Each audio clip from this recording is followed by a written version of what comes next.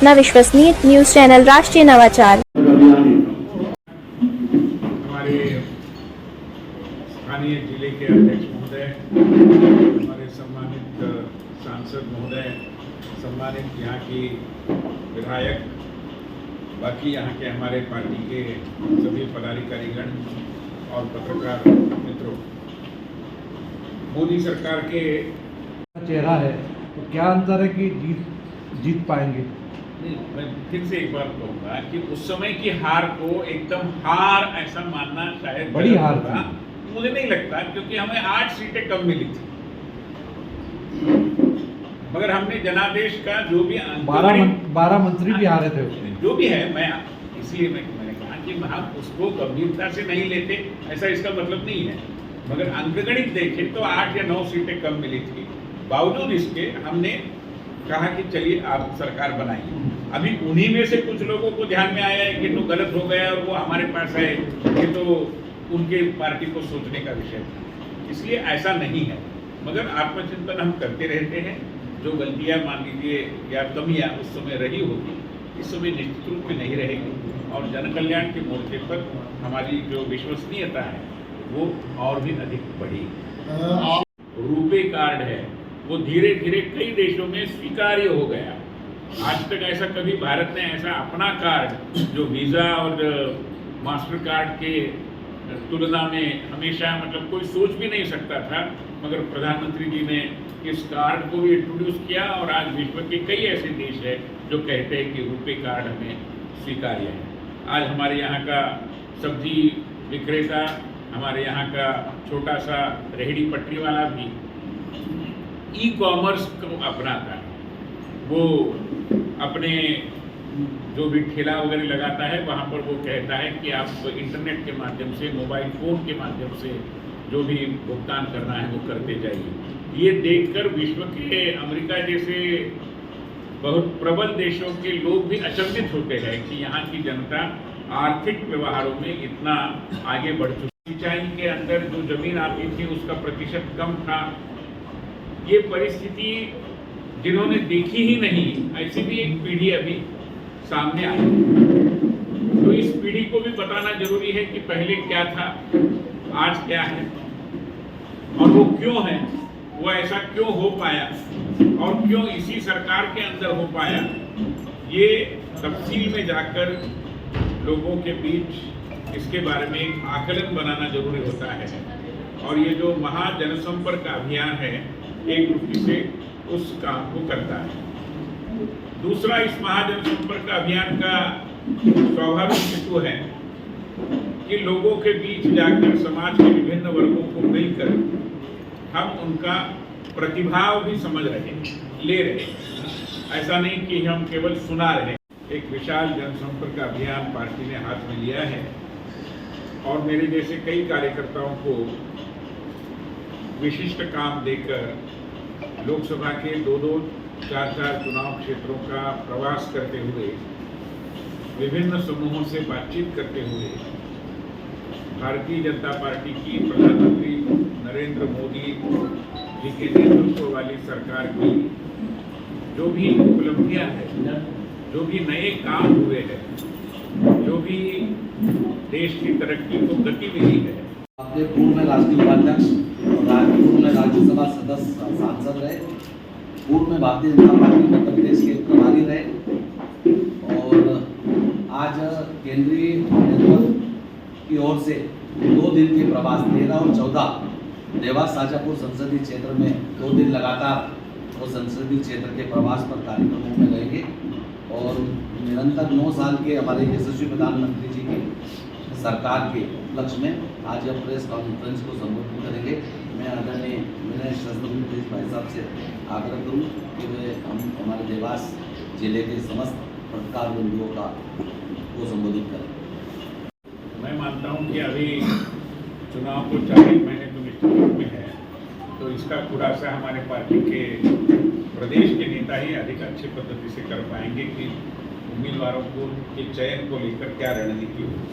मगर मैं मानता हूँ कि जब हार होती है तब ऐसे तरह तरह के विश्लेषण सामने आते हैं। जीत होती है तब कोई विश्लेषण ही होता है, हमारे पार्टी में हार और जीत दोनों का हम विश्लेषण करते हैं। एक बार अटल जी ने कहा था कि हम हारते थे तो क्यों हारे समझ में नहीं आता था, और जीतते हैं तो क्यों जीते ये भी नहीं समझ में आता। पुरानी बात है, व्यंग्यात्मक है। नहीं, इसलिए मैं कह रहा हूँ कि विश्लेषण हम करते हैं, सारा विश्लेषण मीडिया के सम्मुख नहीं लाते हम, मगर इसका मतलब ये नहीं कि हम विश्लेषण करते हैं। जरूर विश्लेषण करेंगे। लोग ये कहते हैं चलिए, कि हम मोदी जी को तो वोट देंगे लेकिन राज्य में हमको सोचना पड़ेगा, किसी मुद्दे क्यों आते हैं? ऐसा कुछ नहीं है। देखो, राज्य और केंद्र दोनों के परफॉर्मेंस का समान आकलन होता ही रहता है, ऐसा नहीं होता। और इसलिए मैं मानता हूं कि दोनों के मिले जुले परिणाम के स्वरूप में जो भी वोटिंग होता है वो होता है। और मुझे विश्वास है कि प्रधानमंत्री मोदी जी की लोक कल्याणकारी जो भी 9 साल की कारकिर्द रही, और यहाँ पर शिवराज जी ने जो काम किया है, इन दोनों का पिछले क्रियान्वयन के मोर्चे पर सफलतापूर्वक आगे बढ़े हुए हमारे देश के प्रधानमंत्री साबित हुए हैं, जिसको हम आर्ट ऑफ इम्प्लीमेंटेशन कहेंगे, क्रियान्वयन की कला कहेंगे। उस कला के वो माहिर हैं, ये अभी साबित हो गया है।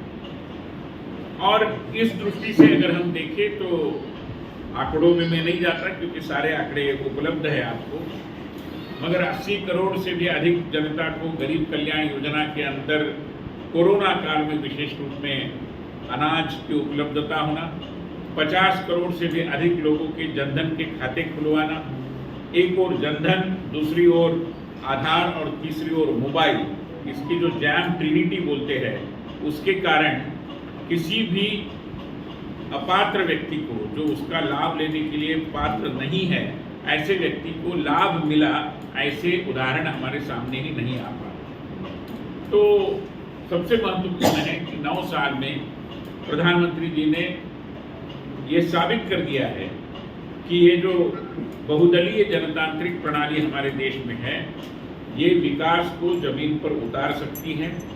और कुल मिलाकर जनतांत्रिक व्यवस्था के बारे में लोगों के मन में पुनः एक बार एक प्रबल विश्वास जगाने का काम इन पूरे 9 सालों में हुआ है।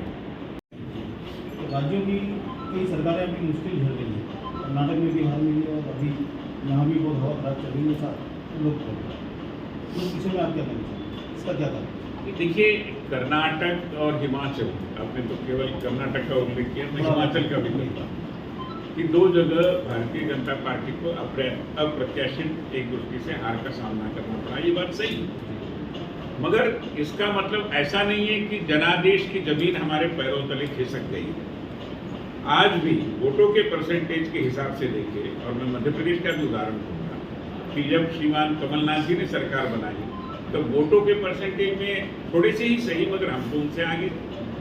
तो ये जो हमारी वेस्टमिंस्टर सिस्टम है, जनतांत्रिक प्रणाली जो हमने अपनाई है, उसमें इस तरीके की विकृतियों के लिए काफ़ी अवसर होते हैं कि कई बार जनादेश उतना ही पाते हुए भी सीटों के अनुपात में आप कम पड़ते हैं, तो हो सकता है कि आपको राज करने का अवसर न मिले। इसका मतलब ये नहीं कि हम इस हार को हल्के में ले रहे हैं, बिल्कुल नहीं ले रहे हैं। हम हर चुनाव को एक चुनौती मानते हैं, गंभीरता से लेते हैं, और इसीलिए तो हमारे सारे वरिष्ठ नेता और मेरे जैसे कार्यकर्ता भी परिश्रम के आधार पर जनता के पास जाकर, समझाकर, बताकर और उनका समर्थन मांगेंगे। तो जो भी कमियां रही होगी उसको तो हम दूर करेंगे, मगर एकदम से निष्कर्ष निकालना कि भारतीय जनता पार्टी अब जनादेश नहीं पा रही, मैं मानता हूँ गलत है। जहाँ तक मध्य प्रदेश की बात है, कई बार वातावरण बनाने वाले कुछ घटक होते हैं, वो अपनी पद्धति से वातावरण बनाते हैं, मगर भारतीय जनता ने ये भी साबित कर दिया है कि एंटी इनकम्बेंसी ऐसी कोई चीज़ नहीं होती। कई बार, और न केवल भारतीय जनता पार्टी, और गुजरात में तो हमने बता ही दिया है कि ऐसा कोई नहीं होता। बंगाल में इसके पहले कम्युनिस्टों ने दिखाया था, कांग्रेस ने तो कई बार कई राज्यों में दिखाया। तो ऐसा मानने का कोई कारण नहीं कि एक दीर्घकाल कोई राजनीतिक दल सत्ता में है तो वो अभी प्रस्थापित विरोधी इस तरीके की वातावरण का सामना करना उसको करना पड़ेगा, बाध्य होगा। ऐसा कुछ नहीं होगा, क्योंकि हमारे काम में जो गुणवत्ता है जिस पद्धति से लोक कल्याण हुआ, और मैं ये भी बताना चाहूँगा कि भारतीय जनता पार्टी ने एक और गरीब कल्याण नहीं, लेकिन बात प्रदेश की हो रही है। प्रदेश की अगर बात करें तो कल भी जो प्रियंका गांधी हैं उन्होंने 5 वचन गिनाए, जिसमें गैस टंकी 500 रुपए, कर्जा माफ, पेंशन योजना, 5 वचन है कमलनाथ जी के। मैंने इसके पहले भी कहा है कि कांग्रेस के आश्वासन, कांग्रेस के वचन, यानी डूबी हुई बैंक पर निकाला हुआ फिक्स डिपॉजिट है। इन्होंने अब तक जो भी इनके वादे थे उनके घोषणा पत्र का विश्लेषण करके देखिए, 2 साल तो वो रहे सत्ता में, यहाँ पर कितने वादे खिलाफ। राहुल गांधी का वो वीडियो आज भी उपलब्ध है जिसमें कहा था कि 10 दिन गिन लीजिए हम कर्जा माफ करेंगे, क्या हुआ। तो मैं मानता हूं कि कांग्रेस की जो क्रेडिबिलिटी है, विश्वसनीयता है, वो लगभग समाप्त सी हो गई है। और इसलिए जो भी 5 वादों वगैरह वगैरह की बात कर रही है, उन्होंने कहा कि गैस की टंकी देंगे 500 में। हमारे कार्यकर्ताओं ने कहा कि लोगों में हंसी मजाक है कि टंकी तो जरूर देंगे, गैस नहीं देंगे। और इसलिए इस लंबे इतिहास के कारण उनकी क्रेडिबिलिटी 0 हो गई है। हम उनको दिखाएंगे कि कर्नाटक में उन्होंने क्या किया, हिमाचल में क्या किया, कुछ किया नहीं। हमने जो कहा वो किया। हमने राम मंदिर का निर्माण किया, हमने 370 हटाया, हमने गरीबों के जेब में पैसा डायरेक्ट पहुंचेगा बगैर कोई बिचौलिए, ये कहा था, वो हमने करके दिखाया। उनका कहना है कि राजस्थान में हमने करके बता दिया। नहीं, राजस्थान में